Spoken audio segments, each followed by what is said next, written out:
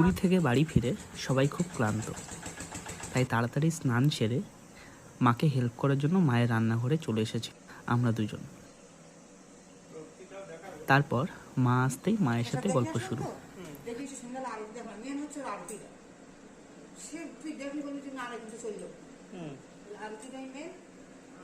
আমাদের গল্প হচ্ছিল মায়াপুর ঘুরতে যাওয়া নিয়ে। গল্প করতে করতে রান্না প্রায় শেষ।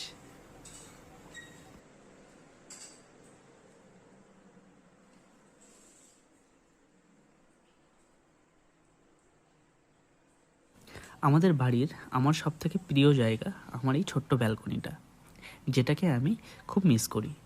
কিন্তু চাকরির সূত্রে বাইরে তো থাকতেই হবে।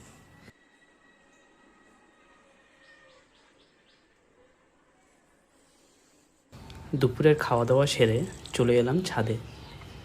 এই মুকুলগুলো দেখে মনে পড়ে গেল আমের সিজন চলে এসেছে।